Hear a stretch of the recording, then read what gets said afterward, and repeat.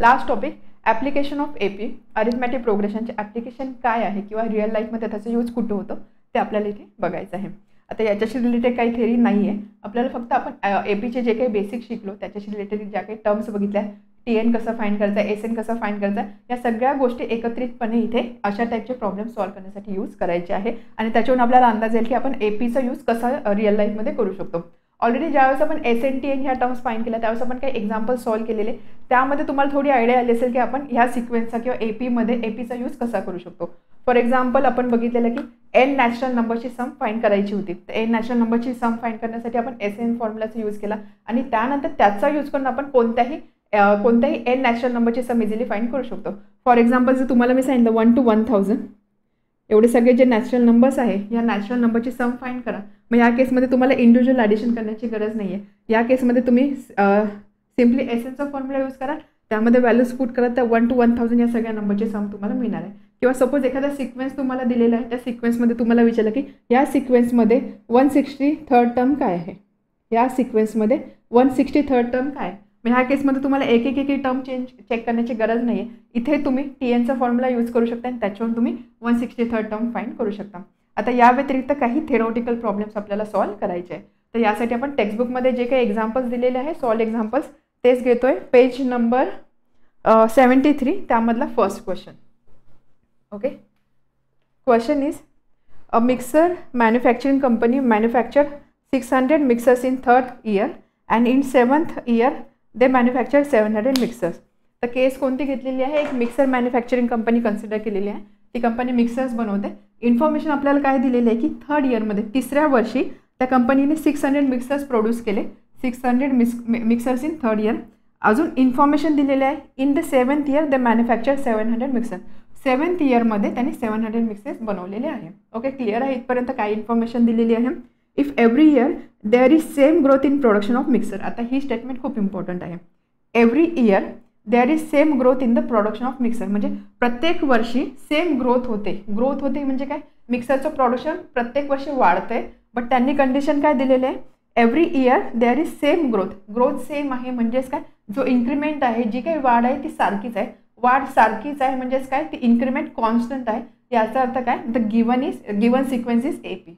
ठीक आहे, एपी आपण कसं डिसाईड केलं, आपण या क्वेश्चन स्टेटमेंटमध्ये जी लाईन दिलेली आहे every year there is same growth in the production of mixer, याच्यावरून आपण डिसाईड केलं की this is an AP.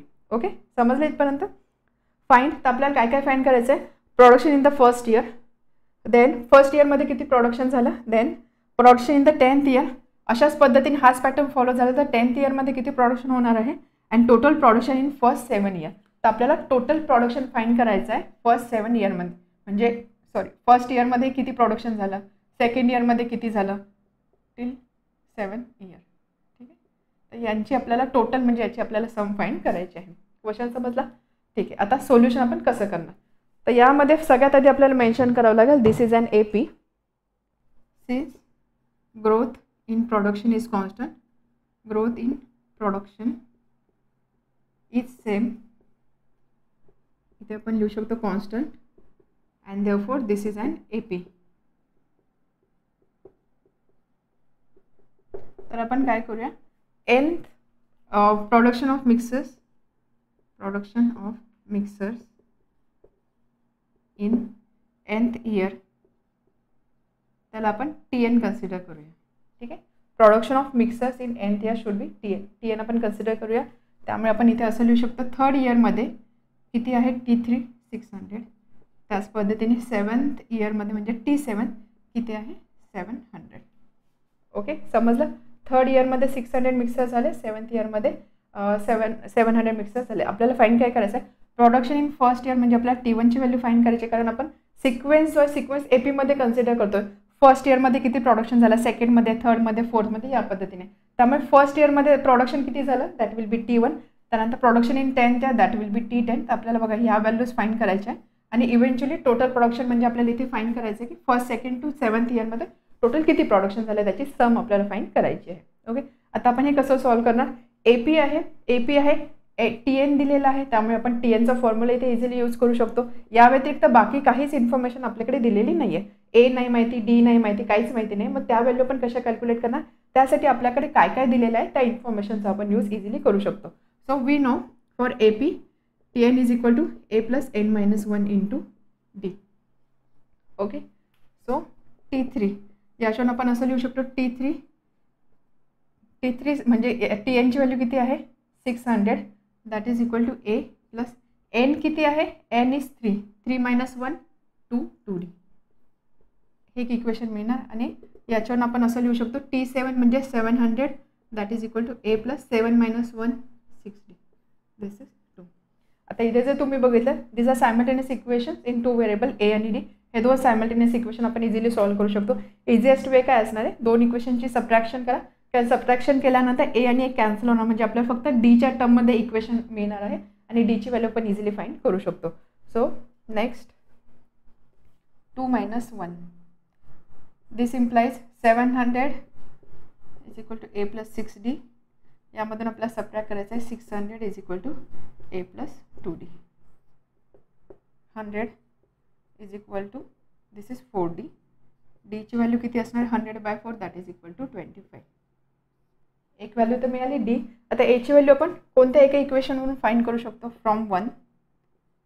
A is equal to 600 minus 2D, 600 minus 50, that is equal to 550. Aची व्हॅल्यू सुद्धा मिळाली आपल्याला 550. आता सॉर्टेड आहे, आपल्याला Aची व्हॅल्यू मिळाली, Dची व्हॅल्यू मिळाली. आता आपण कोणत्याही प्रकारचा टर्म किंवा कोणत्याही प्रकारची सम इथे फाइंड करू शकतो. ओके, आपल्याला काय विचारलं, प्रोडक्शन फर्स्ट इयरमध्ये प्रोडक्शन किती झालं. सो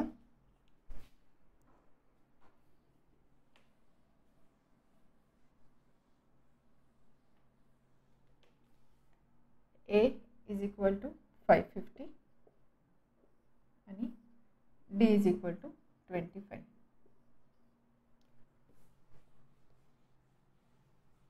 प्रोडक्शन इन फर्स्ट इयरमध्ये प्रोडक्शन म्हणजे आपल्याला काय फाइंड करायचं आहे, T1ची व्हॅल्यू फाइंड करायची.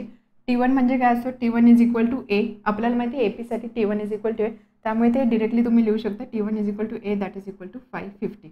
म्हणजे फर्स्ट इयरमध्ये किती मिक्सर्स प्रोड्यूस झालेले आहे 550 एवढ्या नंबरने. ओके, समजलं.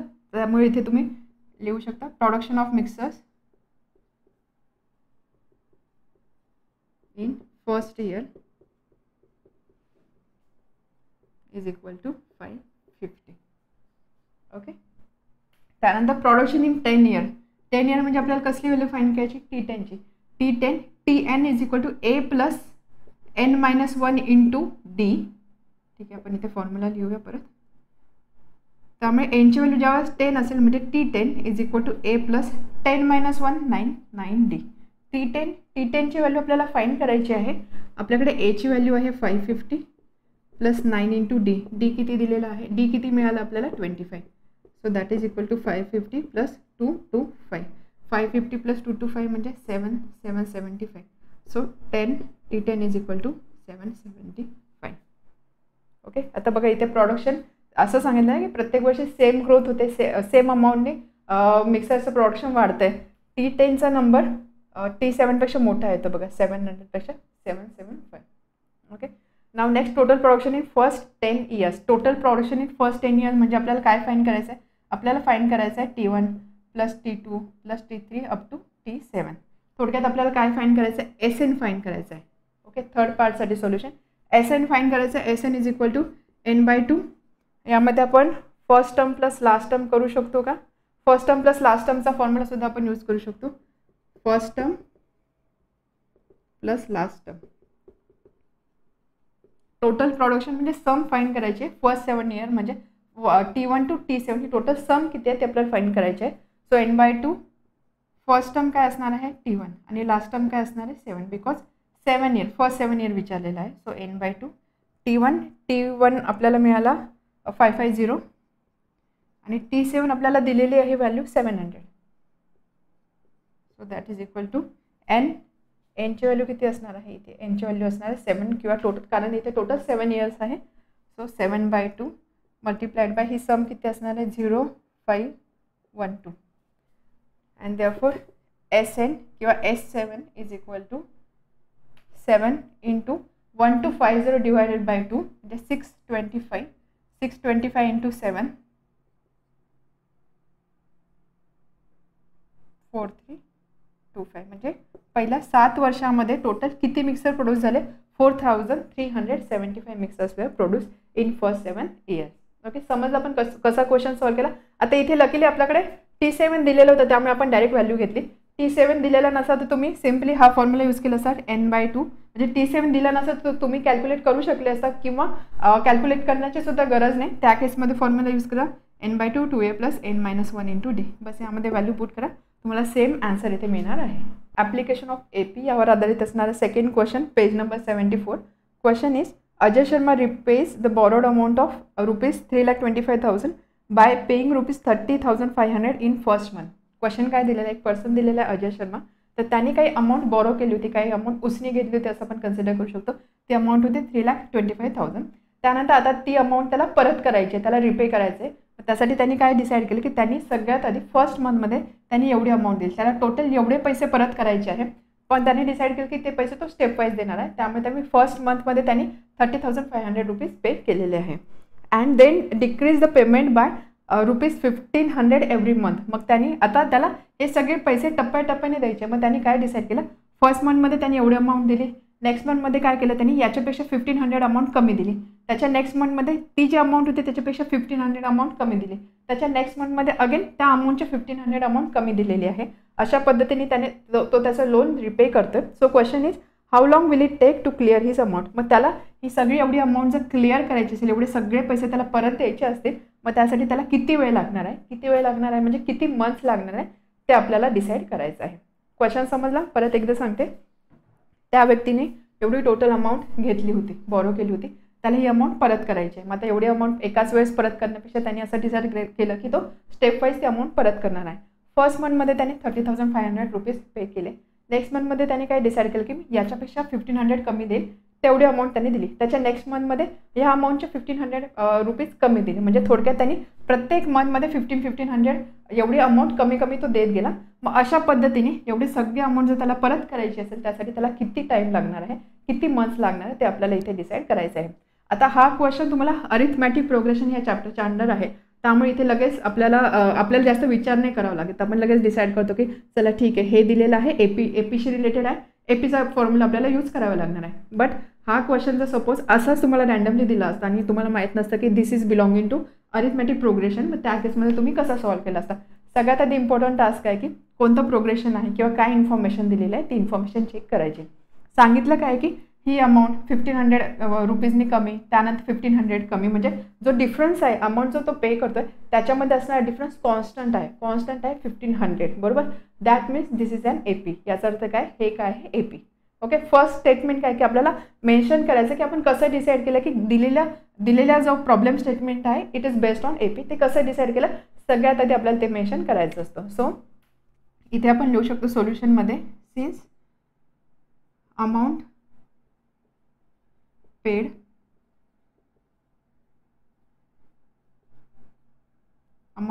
monthly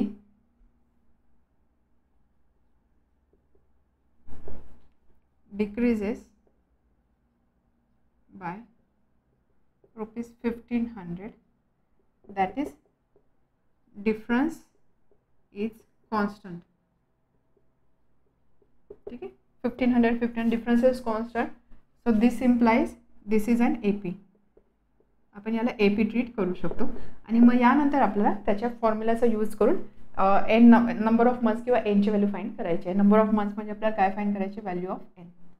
ओके, AP आहे त्यामुळे आता आपण इथे असं लिहू शकतो. फर्स्ट टर्म काय असणार APची, फर्स्ट मंथमध्ये त्यांनी काय पेमेंट केलं that will be first term, that is AP, that is A. So A असणार आहे 30,500, दिस इज T1. ओके, समजलं. A is equal to 30,500 decreases by 1,500 म्हणजे डिफरन्स किती असणार आहे, कॉमन डिफरन्स 1,500. बट इथे इम्पॉर्टंट काय आहे, डिक्रीजेस कमी करतोय तो, ठीक आहे, वाढवत नाही आहे, कमी करतोय. त्यामुळे इथे आपल्याला घ्यावं लागणार निगेटिव्ह नंबर. आपण बघितलं कॉमन डिफरन्स 0 असू शकतो, पॉझिटिव्ह असू शकतो किंवा निगेटिव्ह सुद्धा असू शकतं. हे आपण थेरीमध्ये डिस्कस केलेलं. तर हे एक्झाम्पल आहे निगेटिव्ह कॉमन डिफरन्सचं. ठीक आहे, कमी करतोय तो, त्यामुळे डीच्या ठिकाणी मायनस साईन घेणं इम्पॉर्टंट आहे. हे मायनस साईन नाही घेतलं तर सगळं कॅल्क्युलेशन तुमचं चुकणार आहे. D is equal to -1,500. हे जर वाढवत असता म्हणजे सपोज त्यांनी 30,500 फर्स्ट मंथमध्ये पे केला, नेक्स्ट मंथमध्ये 1,500 वाढवत असता तर त्या केसमध्ये आपण इथे फक्त 1500 किंवा पॉझिटिव्ह 1500 घेतला असता. ओके, ए मिळाला, डी मिळाला. त्यानंतर ही टोटल अमाऊंट दिलेली आहे. टोटल अमाऊंट म्हणजे ही अमाऊंट, नेक्स्ट मंथची अमाऊंट, नेक्स्ट मंथची अमाऊंट, अशी टोटल सम जी आहे ती सम एवढी झाली पाहिजे. टोटल सम दिलेली आहे, त्यामुळे एस एनची व्हॅल्यू दिलेली आहे आपल्याला 3,25,000. क्लिअर आहे काय काय गोष्टी दिलेल्या आहे. आता आपल्याला काय करावं लागणार आहे, एस एन दिलेला आहे, त्यामुळे आपण एस एनचा फॉर्म्युला यूज करू. S N is equal to n/2 inside bracket 2a plus n-1 into D. Okay, S N is 3,25,000 is equal to एनची व्हॅल्यू तर आपल्याला फाईंड करायची आहे, किती मंथ्समध्ये लोन रिपे होणार आहे. So 2a is 30,500 plus n-1 into D, D is -1500.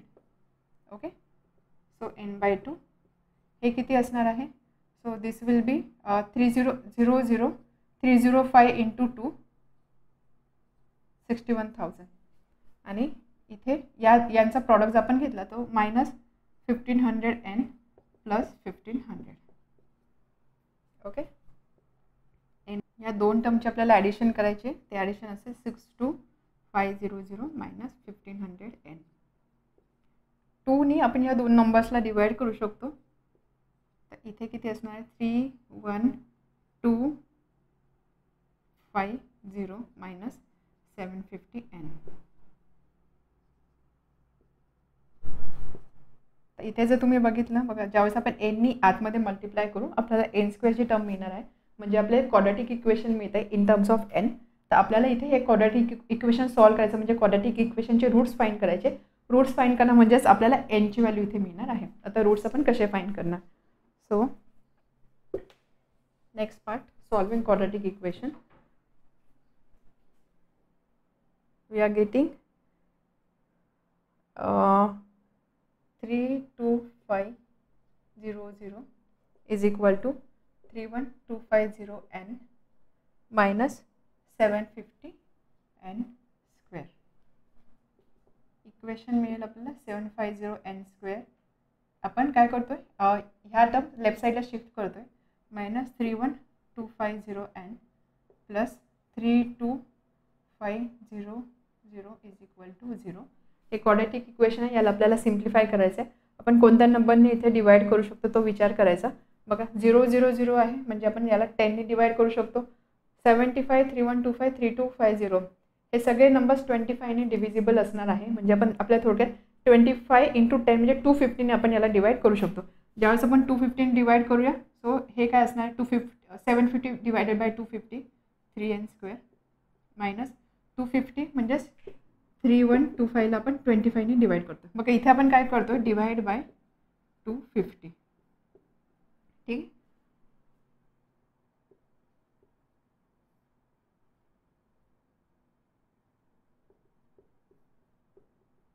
125n आणि याला सुद्धा आपल्याला डिवाइड करायचं आहे 250ने म्हणजे 3,2500 याला आपण 25ने डिवाइड करू. सो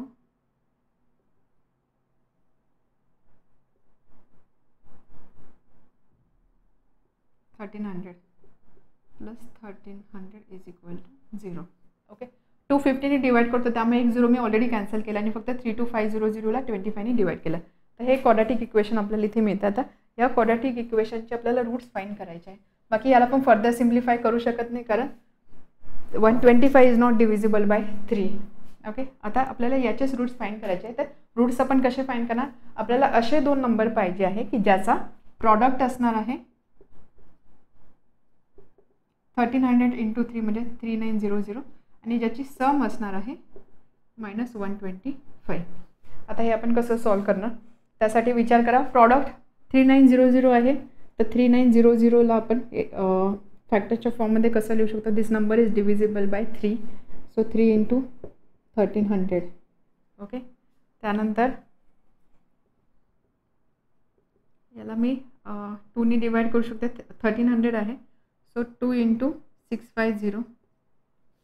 ओके, आता इथे आपण काय करतोय, हे असं मी प्राईम फॅक्टरच्या फॉर्ममध्ये एक्सप्रेस करण्याचा प्रयत्न करते. त्यामुळे आपण चेक करू शकतो की कोणत्या कॉम्बिनेशनसाठी आपल्याला सम 125 मिळू शकते. ठीक आहे, सो 3 × 2 × 650 यामध्ये आपण असं लिहू शकतो 65 ना, 125 पाहिजे आपल्याला, इथे आपल्याला 65 मिळते. ओके, त्यामुळे आपण असं लिहू शकतो 3 × 20 × 65. फक्त हा 0 मी इथे पाठवला. सो 60 × 65, 60 × 65 सम येते 125. बरोबर, सम काय ते 125. आपल्याला प्रॉडक्ट पाहिजे 3900, याचा प्रॉडक्ट बाय डिफॉल्ट 3900 येणारच आहे. सम पाहिजे आपल्याला -125. याचा अर्थ काय, इथे सायन्स काय पाहिजे आपल्याला -60 × -65. कारण बघा -60 × -65 मायनस प्लस होणार आहे, प्रॉडक्ट येणार 3900 आणि यांची सम येणार आहे -125. तर अशा पद्धतीने आपल्याला 2 फॅक्टर मिळाले, -60 आणि -65. ओके, सो हे तरफ कॅल्क्युलेशन होतं. -60 -65 3n² -60n -65n + 1300 = 0. 3n common काढू शकतो, n -20 -65 n कॉमन जर आला तर आतमध्ये असणार -65/1300/65. 13 हे दोन्ही नंबर डिव्हिजिबल आहे, so that is equal to 20. त्यामुळे इथे येणार number 20. Okay, is equal to 0. 3n -65 आणि n -20 is equal to 0. This implies n -20 is equal to 0 or 3n -65 is equal to 0. n is equal to 20 or n is equal to 65/3. 65 is not divisible by 3. याचा अर्थ इथे आपल्याला natural number मिळणार नाही आहे. आपण number of मंथ्सचा विचार करतो. नंबर ऑफ मंथ्स म्हणजे n शुड बी नॅचरल. बरोबर, AP कन्सिडर करतो, n ची व्हॅल्यू नॅचरल पाहिजे. याचा अर्थ काय, this is not possible. That means value of n is 20 and therefore n is equal to 20. Question विचारला होता आपल्याला की किती मंथ्समध्ये किंवा how long will he take to repay the amount. तर इथे तुम्ही लिहू शकता. क्वेश्चन स्टेटमेंट बघूया काय सांगितली होती. How long will it take to clear his amount. तर इथे आपण लिहू शकतो to clear the amount 20 months are needed. ठीक आहे, किंवा in 20 months he can clear his amount. Okay, now next question third. Anwar saves some amount every month. Anwar प्रत्येक महिन्याला काहीतरी अमाऊंट सेव्ह करतो, काहीतरी सेव्हिंग करतोय. In first 3 months he saves ₹200, ₹250 आणि ₹300 रिस्पेक्टिव्हली. तर फर्स्ट 3 monthsमध्ये त्याने किती अमाऊंट सेव्ह केलेली आहे ती अमाऊंट दिलेली आहे. In which month will he save ₹1000. मग तो ₹1000 कोणत्या मंथमध्ये सेव्ह करेल ते आपल्याला फाइंड करायचं आहे. What is given. Question number 3 page number 75. परत एकदा क्वेश्चन रीड करते. Anwar save some amount in every month. प्रत्येक महिन्यामध्ये काहीतरी तो सेव्हिंग करतोय. In first 3 months he saves. तर पहिल्या 3 महिन्यामध्ये त्याने किती अमाऊंट सेव्ह केलेली आहे ती व्हॅल्यू इथे दिलेली आहे. मंथ 1, मंथ 2 आणि मंथ 3. मंथ 1 मध्ये त्यांनी सेव्ह केले ₹200. नेक्स्ट मंथमध्ये त्यांनी सेव्ह केले ₹250. नेक्स्ट मंथमध्ये त्यांनी सेव्ह केले ₹300. In which month will he save ₹1000. To find month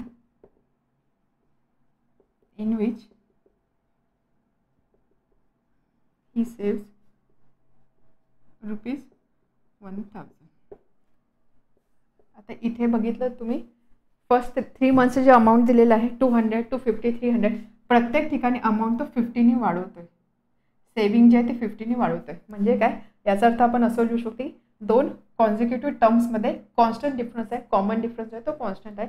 याचा अर्थ काय, the given sequence is AP. Okay, सगळ्यात आधी डिक्लेअर करायचं गिवन सिक्वेन्स इज AP. आपल्याला फाइंड करायचं की कोणत्या मंथमध्ये तो ₹1000 सेव्ह करणार आहे. मग आता हे कसं फाइंड करायचं. First saving 200, 250, 300 dash dash dash.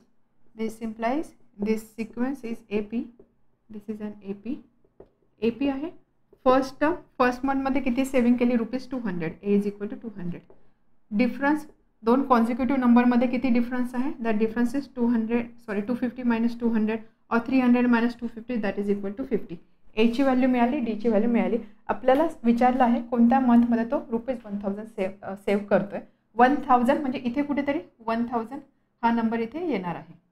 ठीक आहे, तर कोणत्या मंथमध्ये तो सेव्ह करतो 1000, म्हणजेच आपल्याला ही किती नंबरची टर्म आहे ती टर्म फाईंड करायची आहे. म्हणजे आपल्याला फाईंड काय करायचं आहे, we have to find TN, किती नंबरची टर्म जी आहे TN नाही फाईंड करायची. TN आपल्याला दिलेला आहे, TN इज इक्वल टू 1000. आपल्याला फाईंड करायची Nची value. Okay, given TN is equal to 1000. Nची व्हॅल्यू फाईंड करायची. आपल्याकडे फॉर्म्युला आहे TN equal to A plus N-1 into D. Therefore 1000 is equal to A is 200, N find करायचं आहे आणि D आहे 50. Therefore 1000 is equal to 200 plus 50 N minus 50. 200 minus 50 150, 150 plus 50 N आणि इथे असणार आहे 1000. आता आपल्याला काय करायचं, हे जे इक्वेशन आहे याला सिम्प्लिफाय करायचं. आपल्याला Nची व्हॅल्यू फाईंड करायची आहे. सिम्पल आपण काय करूया, इथे 50ने डिवाइड करूया. 50ने डिवाइड केलं तर इथे असणार आहे 20 प्लस N. Nची व्हॅल्यू किती असणार, 20 minus 3 that is equal to 17. म्हणजे 17th मंथ असं असेल की ज्यावेळेस त्याची सेविंग असणार आहे 1000 रुपीज. ओके, समजलं. 4th question, as shown in the figure. एक फिगर दाखवलेली आहे. As shown in the figure, take point A on the line. एक लाईन आहे, या लाईनवरती पॉईंट A कन्सिडर केला आहे. And draw half circle P1 of radius 0.5 with A as centre. A centre consider करून एक हाफ सर्कल ड्रॉ केलेला आहे. हा हाफ सर्कल आहे P1, त्याच्यासाठी रेडियस घेतली आहे 0.5 सेंटीमीटर. त्यामुळे आपण इथे मेन्शन केलं आहे R1 is equal to 0.5 centimetre. Then it intersect given line in point P. आता हा जो हाफ सर्कल आपण ड्रॉ केला तो या लाईनला एका पॉईंटमध्ये इंटरसेक्ट करतोय. This point is B. Now taking B as a centre, draw half circle P2 of radius 1 centimetre. आता काय करायचं आहे, याला सेंटर कन्सिडर करायचं. आपल्याला हाफ सर्कल ड्रॉ करायचा आहे. त्याची रेडियस आता किती घ्यायची, 1 सेंटीमीटर, म्हणजे R2 is equal to 1. So एवढं डिस्टन्स घ्यायचं आणि एक हाफ सर्कल इथे ड्रॉ केलेला आहे. This half circle is P2. Fine. Then now again taking A as centre, draw half circle P3 of radius 1.5 centimetre. त्यानंतर अगेन Aला सेंटर कन्सिडर करायचा आणि आता हे 0.5 होता, दिस इज 1. सो टोटल असणार 1.5 सेंटीमीटर एवढी रेडियस कन्सिडर करून एक हाफ सर्कल आपल्याला इथे ड्रॉ करायचं आहे. त्याला नाव दिलेलं आहे P3.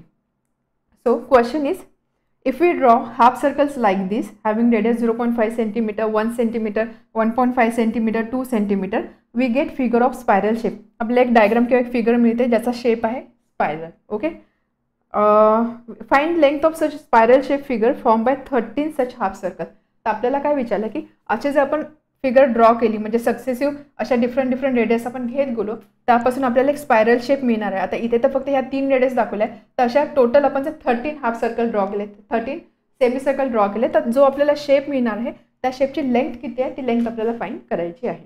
क्वेश्चन समजला काय फाइंड करायचं आहे आपल्याला. हा जो स्पायरल शेप मिळतो या स्पायरल शेपची लेंथ फाइंड करायची आहे. हा शेप अजून वाढणार आहे, जसे जसे तुम्ही सर्कल ड्रॉ कराल तसं हा शेप मोठा होत जाणार आहे. त्याची लेंथ आपल्याला फाइंड करायची आहे. तर सगळ्यात आधी आपण काय करणार, हाफ सर्कल दिलेला आहे, आपल्याला ह्या स्पायरल शेपची लेंथ फाइंड करायची आहे.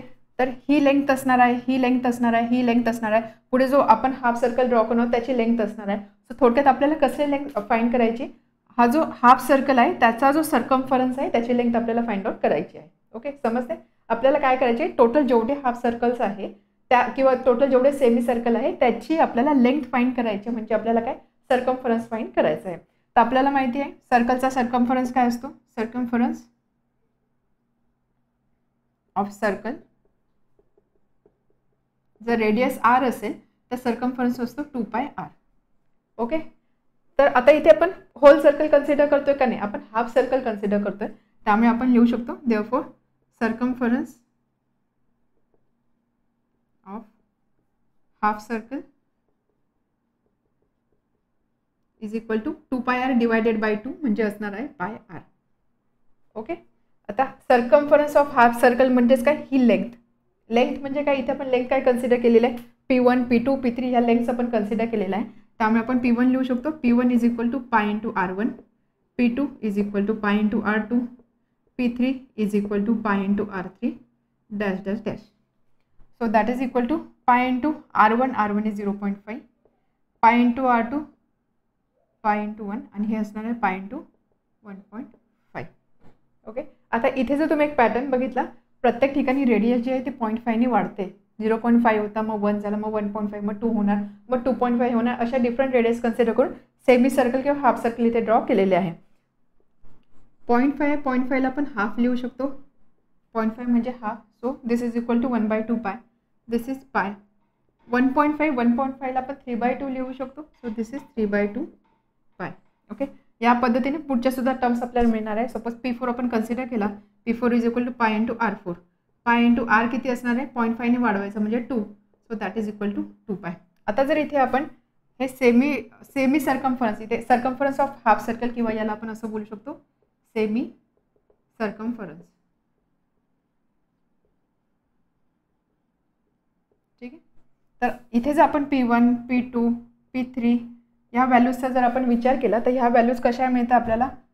π/2, देन पाय, देन 3π/2, देन 2 पाय, अशा व्हॅल्यूज आपल्याला मिळतात. हे जर तुम्ही नीट ऑब्झर्व केलं तर तुमच्या लक्षात येईल या ज्या सगळ्या टर्म्स आहेत this all terms are in AP.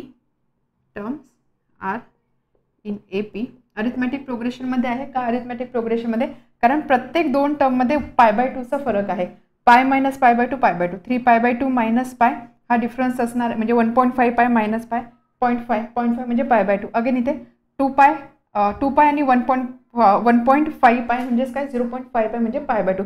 प्रत्येक ठिकाणी π/2चा डिफरन्स आहे. त्यामुळे आपण लिहू शकतो this terms are in AP और this is AP and therefore first term A is equal to T1 that is equal to π/2. आणि कॉमन डिफरन्स किती आहे? कॉमन डिफरन्स असणार आहे पाय मायनस π/2. पाय मायनस π/2 म्हणजे ही व्हॅल्यू असणार आहे π/2. ओके, आपण काय आत्तापर्यंत काय केलं? आपण कन्क्लूड केलं की दिलेला जो सिक्वेन्स आहे आपल्याला काय बघा, क्वेश्चन नीट समजून काय आपल्याला काय सांगितलं आहे की ही जी स्पायरल शेपची फिगर आपल्याला मिळणार आहे त्याची आपल्याला लेंथ फाइंड करायची. लेंथ म्हणजे आपल्याला ही लेंथ त्यानंतर ही लेंथ फाइंड करायची. म्हणजे थोडक्यात आपल्याला काय, हा जो सर्कम्फरन्स आहे तो सर्कम्फरन्स फाइंड करायचा आहे. बट इथे आपण होल सर्कल कन्सिडर नाही करत, आपण हाफ सर्कल कन्सिडर करतो. त्यामुळे हाफ सर्कलची सर्कम्फरन्स किंवा आपण त्याला सेमी सर्कम्फरन्स बोलू शकतो, त्याची ॲडिशन आपल्याला पाहिजे. सो थोडक्यात आपल्याला P1 plus P2 plus P3 plus P4 असे ॲडिशन पाहिजे. आपल्याला काय सांगितलं, असे किती सर्कल्स हाफ सर्कल कन्सिडर करायचे? 13 हाफ सर्कल कन्सिडर करायचे. मग त्यामध्ये ज्यावेळेस आपण याचा सर्कम्फरन्स कॅल्क्युलेट केला आपल्याला एक सिक्वेन्स मिळाला आहे. त्याच्यामध्ये असणाऱ्या टर्म्स AP आहे. या टर्म्स AP आहे. आपल्याला फाइंड करायचं आहे P1 plus P2 plus P3 plus dash P13. तर हे काय असणार? These are sum of n terms in AP. Sum of 13 terms which are in AP ह्या केससाठी. त्यामुळे त्यासाठी आपण लिहू शकतो.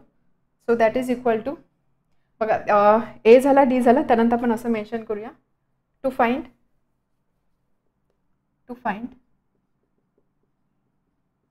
Length of spiral shape form.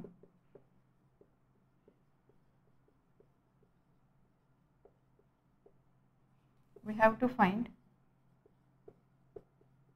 spiral shape formed by 13 half circles.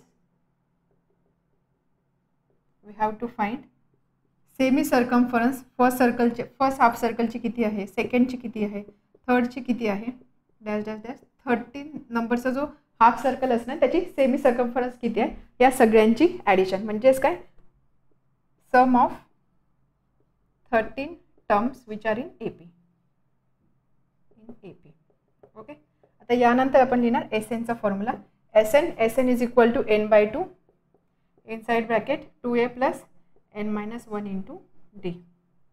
13 आहे म्हणजे 13/2. nची व्हॅल्यू काय असणार आहे 13. Then 2a is π/2, 2 into π/2 plus n-1. n म्हणजे काय 13 minus 1 12 into D is π/2. Okay, so that is equal to कॅल्क्युलेशनचं आपण बघितलं 13/2 inside bracket this is pi plus 12/2 6, so 6 pi. That is equal to 13 into 7π/2. So that is equal to 13 into 7. पायची व्हॅल्यू आपल्याला माहिती आहे, पाय इज इक्वल टू 22/7. सो 22/7 आणि हा 2 ॲज इट इज. इथे जर बघितलं 7 आणि 7 कॅन्सल होणार. So that is equal to 13/22/2 11. हा प्रॉडक्ट किती असणार आहे 33,143. सो 143 सेंटीमीटर. ठीक आहे. तर आपल्याला क्वेश्चन काय विचारलं होतं? Question was find length of such spiral shape figure form by 13 such half circle. त्यामुळे इथे एनमध्ये तुम्ही लिहू शकता total length of spiral shape form by 13 semi circle is 143 centimetre length आहे, त्यामुळे युनिट येणार आहे सेंटीमीटर. ओके, क्लिअर आहे आपण कशा पद्धतीने हा क्वेश्चन सॉल्व केला. Okay, now next question number 5. In year 2010 in the village there were 4,000 people who were literate. Okay, 2010 मध्ये एका विलेजमध्ये 4,000 पीपल होते की जे लिटरेट होते, म्हणजे जे शिकलेले होते, शिक्षित होते, सुशिक्षित होते. Every year the number of literate people increases by 400. तर प्रत्येक वर्षी हा नंबर 400ने इन्क्रीज होतोय. Okay, how many people will be literate in the year 2020. तर आपल्याला 2020मध्ये असे किती पीपल लिटरेट होणार आहे तो काउंट इथे विचारलेला आहे. क्वेश्चन स्टेटमेंट रीड केला त्याच्यातून लगेच आपल्याला हिंट मिळते. आपल्याला इथे एपीचा विचार करायचा आहे, कारण इथे काय सांगितलेलं आहे, every year the number of literate people increases by 400. प्रत्येक वर्षी हा नंबर 400ने वाढतोय. ठीक आहे, याचा अर्थ काय, प्रत्येक वर्षी जो इन्क्रीमेंट होणार आहे तो इन्क्रीमेंट 400ने होणार आहे. म्हणजे दोन टर्ममध्ये असणारा कॉमन डिफरन्स जो आहे तो नेहमी कॉन्स्टंट असणार आहे, which is nothing but 400. Okay, so आता आपल्याला फाईंड काय करायचं की 2020मध्ये हा आकडा किती असणार, म्हणजे किती लोक लिटरेट असणार आहे तो आकडा आपल्याला इथे विचारलेला आहे. सो सोल्युशन, फर्स्ट आपण काय इन्फॉर्मेशन दिलेले आहे ते लिहूया. इन 2010 इयर 2010 त्यावेळेस लिटरेट पीपल होते 4,000. Okay, every year number increases by 400. Find 2020 मध्ये किती पीपल लिटरेट असणार आहे, नंबर ऑफ लिटरेट पीपल.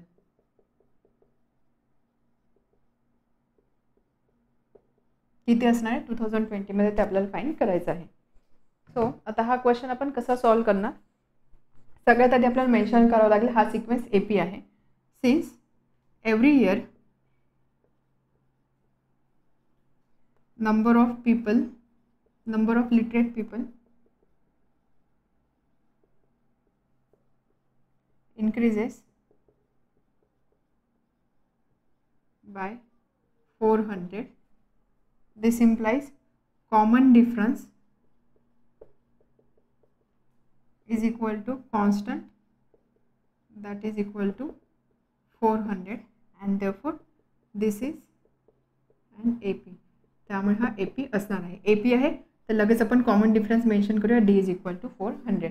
आपल्याला विचारलं आहे 2020 मध्ये किती पीपल असणार आहे. आपल्याला रेफरन्स दिलेला आहे 2010 मध्ये 4,000 पीपल होते. ठीक आहे, त्यामुळे आपण फर्स्ट टर्म कन्सिडर करू शकतो ए. जो रेफरन्स आपल्याला दिलेला आहे त्याला आपण फर्स्ट टर्म कन्सिडर करू शकतो, ए इज इक्वल टू 4,000. ठीक आहे, फर्स्ट टर्म झाली, कॉमन डिफरन्स झाला. आपल्याला विचारलं आहे की 2020 मध्ये किती लिटरेट पीपल असणार आहे. 2010 मध्ये लिटरेट पीपल किती आहे ती इन्फॉर्मेशन दिलेली आहे आणि आपल्याला विचारलं 2020 मध्ये किती असणार आहे. तर हे किती इयर्स झाले, 2010 to 2020 11 इयर्स झाले, बरोबर, 11 इयर्स. तर आपल्याला 11 इयर्समध्ये हा नंबर किती असणार आहे तो फाइंड करायचा आहे. याचा अर्थ काय, नंबर ऑफ टर्म्स, ह्या सिक्वेन्ससाठी नंबर ऑफ टर्म्स किती असणार आहे, 11 कसं आलं समजलं बघा. इन्फॉर्मेशन आहे 2010 मध्ये 4,000 आहे, तर त्यानंतर 2011 मध्ये 400ने इन्क्रीज होणार, 4400 होणार. 2012 मध्ये 400 प्लस 400 ॲड होणार यामध्ये, म्हणजे ते किती होणार 4,800 होणार. तर अशा पद्धतीने इन्क्रीमेंट होतं. तर आपल्याला विचारलं आहे 2020 मध्ये किती होणार आहे. तर अशा नंबर ऑफ टर्म्स किती असणार आहे 2010 पासून 2020 पर्यंत टोटल टर्म्स असणार आहे 11. ओके, त्यामुळे एनची व्हॅल्यू असणार आहे 11. आपल्याला फाइंड करायचं आहे 2020 मध्ये किती पीपल लिटरेट आहे, म्हणजे आपल्याला TNचा फॉर्म्युला इथे यूज करावा लागणार आहे. TN is equal to A plus N-1 into D. Okay, SN नाही, आपल्याला सम नाही विचारलेलं, आपल्याला टोटल सम नाही विचारले, फक्त त्या पर्टिक्युलर इयरसाठी किती पीपल लिटरेट आहे ते विचारलं आहे. त्यामुळे आपण इथे TN हा फॉर्म्युला यूज करू. So TN equal to A plus N-1 into D. A is 4,000 plus N-1 into D. 4,000 plus 10 into 400, 4,000, so 8,000. TN is equal to 8,000. म्हणजेच काय, TN म्हणजे काय, T11 is equal to 8,000 याचा अर्थ काय, 11th टर्म आहे 8000, 11th term म्हणजे 2020मध्ये किती पीपल लिटरेट आहे तो काउंट झाला 8000. त्यामुळे वन लाईनमध्ये एंडला तुम्ही आन्सर लिहू शकता, how many people will be literate in year 2020. So in year 2020, 8000 people will be literate. Okay. Now next question number 6. In year 2015, Mrs. Sheikh got a job with salary 1,80,000 per year. 1,80,000 per year एवढं सॅलरीचा job Mrs शेखला मिळतो in 2015. Her employer agreed to give ₹10,000 per year as increment. आणि त्यावेळेस deal अशी झाली की दरवर्षी 10,000चं increment मिळणार आहे. Then in how many years will her annual salary will be 2,50,000. मग किती वर्षानंतर तिची ॲन्युअल सॅलरी 2,50,000 होणार आहे ते आपल्याला विचारलेलं आहे. किती वर्षानंतर म्हणजे आपल्याला एनची व्हॅल्यू फाइंड करायची आहे. क्वेश्चन समजला काय सांगितलं आहे क्वेश्चनमध्ये. क्वेश्चन नंबर 6, 2015 या इयरमध्ये मिसेस शेखला जॉब मिळाला आणि त्यावेळेस तिला सॅलरी दिली होती 1,80,000 पर इयर. ही झाली तिची annual salary.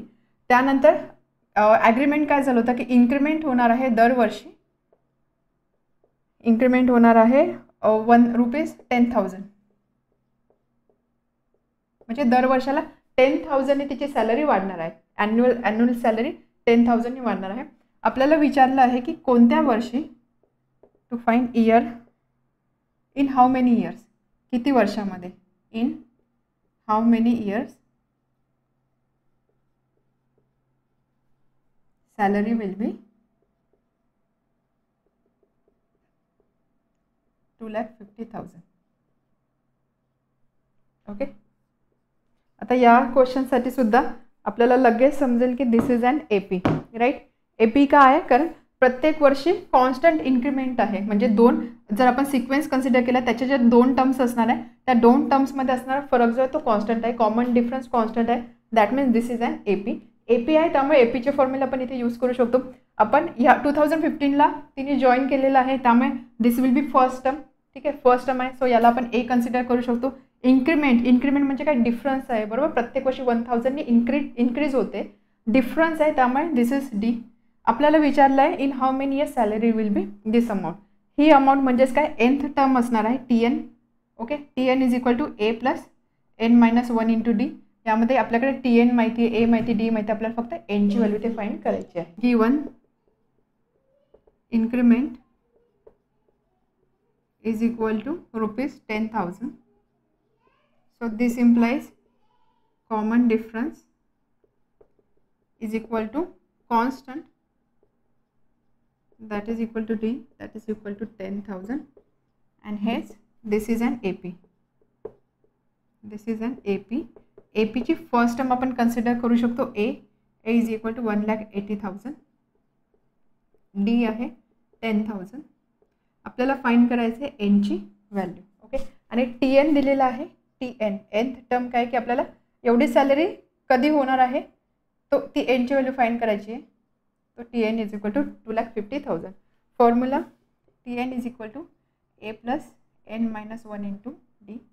So 250,000 is equal to A plus N-1 into D. या प्रत्येक ठिकाणी आपण याला 10,000ने डिवाइड करू शकतो सगळीकडे. देअरफॉर 10,000ने ज्यावेळेस आपण डिवाइड करू थ्रू आउट 10,000ने डिवाइड करणार आहोत आपण.